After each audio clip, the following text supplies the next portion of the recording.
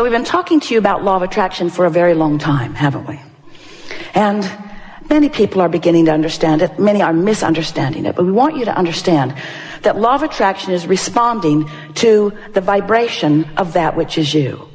We also want you to understand that you've got two vibrational things going on at any point in time, because you were source energy before you came into this physical body, and even though you were born into this body, that larger part of you still exists. It is a vibrational you. It's a vibrational, co-creative you. And it's pure positive energy. So here you are in your physical body, sifting and sorting, knowing what you don't want, knowing what you do want, all day, every day, have been for a very long time, launching preferences, clear preferences of what you prefer. And each one of these vibrational launchings is received by the larger part of you. In other words, vibrationally speaking, the source within you is evolving and expanding as a result of the life that you're living here in this physical body. When you see someone hungry, you want more food for your planet. When someone is rude to you, you want nicer people in your life and in the lives of others. In other words, you are constantly expanding and improving through the life that you are living. And the source within you is taking that expansion immediately. So we've been then explaining to you that without even knowing it, you've been creating this vibrational reality. It's the vibrational version that precedes the manifested version. And we explained to you that the source within you is collecting and becoming all that you are asking for. And then you say, well, if that's true, then why is my life not improving? And we say, for one very easy to understand reason. You're launching the rockets by knowing what you don't want, but then you're not practicing the vibration of what you do want often. Instead, you're beating the drum of justification of why you want the improvement. And that's that efforting factor that we're talking about that is not serving you. You're trying so hard to get what you want by pointing out that this isn't fair and this is unjust, and Kate shouldn't have won that, and they don't want me to win. In other words, as you feel the unfairness and then you stand in the justification, because there's a part of you that knows, you innately understand that you are supposed to be winning. You are supposed to be feeling good. And when you're not, you understand that there's something wrong, and then you go about trying to explain why it's wrong and how long it's been wrong and what's really wrong about it and how others agree with you that it is wrong. So you continue to practice the vibration, a frequency that disallows what you want. So in order to help you bridge that gap between who you've become and who you're allowing yourself to be, we are offering a series of analogies. We wanted you first to understand that there is a vibrational version of you that you have access to, but you have to practice yourself into alignment with it. And on some subjects, that's easy for you to do because you've been practicing it, and on other subjects, it's more difficult for you to do. So then we began explaining to you, yes, there is the non-physical version of you, which you are contributing to constantly. This is just not the non-physical part of you that was before you were born that now you're trying to catch up with. This is the non-physical part of you that has been expanding and evolving as a result of the life that you're living here in this physical body.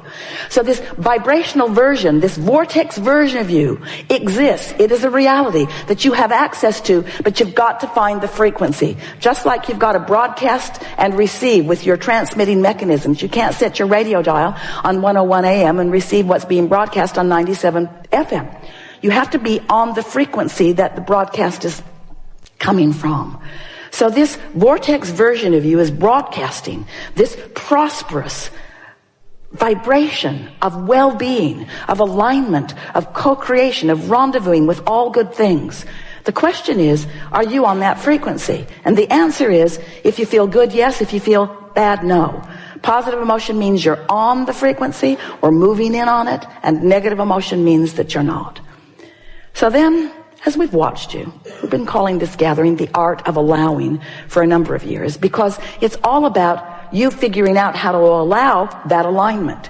You figuring out how to hold a frequency consistently enough that you own it, that you know it, that you are it, that you be it. To establish a point of attraction with enough consistency that you allow momentum. Did you get that? Enough consistency that you allow momentum. Because when you say, I want it, but There's no momentum. I would like that, but you see, it's been hard for me. I want that, but my life's been very difficult for a very long time. Let me tell you the ways in which it has been difficult.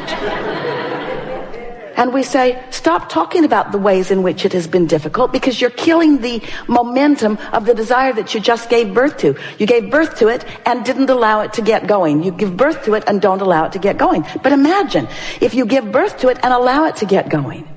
If you give birth to it and allow it to get going. If you identify a new desire and are general enough in your conversation. So we began talking to you about your point of attraction.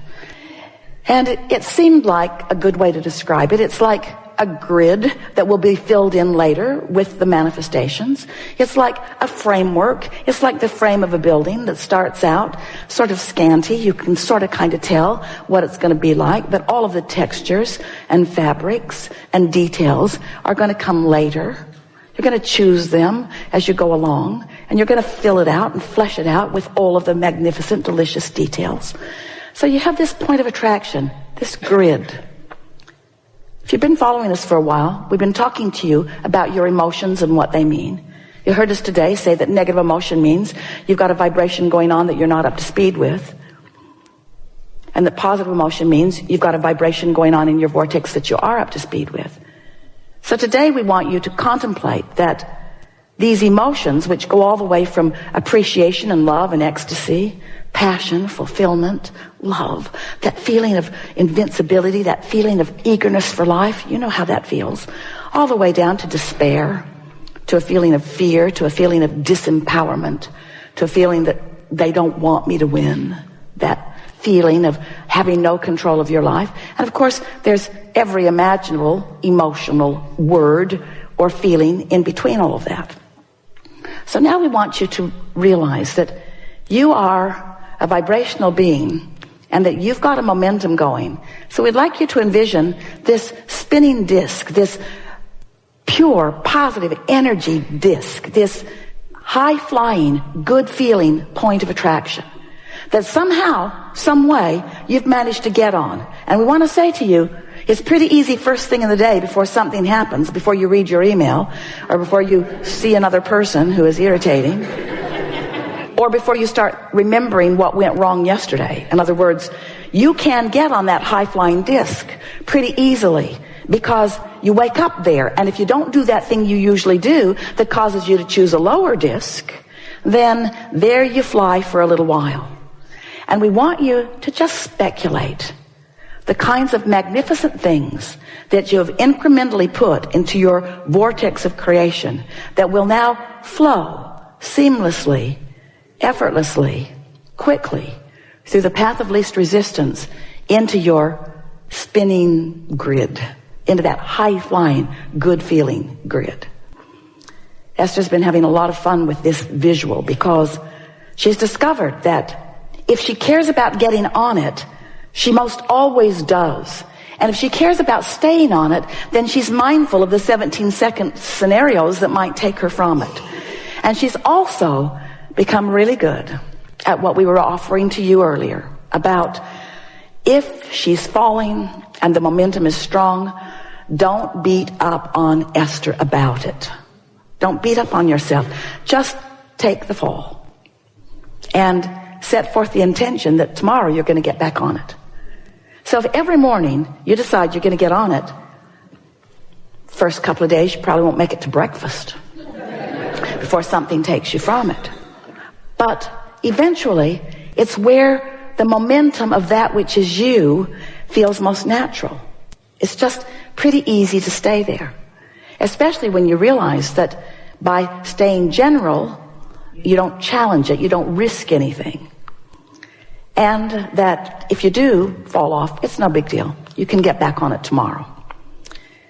So last week, Esther announced to us, Abraham, I refuse to accept that I have to wait till tomorrow morning to get back on the disc. Because I like being on it so much. And I'm clearly not on it right now. For all of the obvious reasons, because you saw what happened. It was wrong what they said, what they did, how it turned out. Wrong. But I refuse to accept that I have to wait clear until tomorrow morning to get back on it. I'm going to meditate and clear my mind. Worked really good. I'm going to find some way of distracting myself. I'm going to find a way of slowing the momentum of unwanted things while I speed the momentum of wanted things. And this is the last piece of this opening that we want you to hear from us. Make no effort at slowing negative momentum, because it just speeds it. Because this is a universe of inclusion. There's no exclusion. It's all about attraction. So when you're not going to think about that thing that you're thinking about, then you're thinking about that thing you're not going to think about. And as you're thinking about that thing you're not going to think about, you're thinking about that thing you're not going to think about. And the momentum is getting stronger and stronger and stronger. And you're feeling worse and worse and worse and getting all animated about the injustice of what you're feeling. They just don't want me to win, you exclaim. And we want you to understand that it's all about what you're doing. And when it doesn't feel good, just lay as low as you can lay, as fast as you can do it. So rather than trying to stop negative momentum, your work, this is your assignment for the rest of your life. We never give homework, but today we're going to. Find ways to get positive momentum going. That's it. That's your work. Get on the disc. Stay there as long as you can. If you fall off, no big deal. Get back on as quickly as you can. If you fall off, no big deal. Get back on. Until what will begin to happen is you'll have enough positive momentum that you'll begin feeling what the true power of influence is that we've been talking about. If you're having a no good, very bad day, Esther will say, clearly, I'm on the ornery disc. And I can tell I'm on there because there's ornery people all around me. Or I'm on the defensive disc. And your tendency, Esther's too, is to want to blame the other ornery people. Because if they weren't there with her and being ornery, she'd feel a lot better. But we want her and all of you to understand, she met them there. She met them there. It's like going to the ornery meeting. Where's the ornery meeting? Where's the ornery meeting? I want to meet new ornery friends. I'd like to be flipped off by different people in traffic today than usual.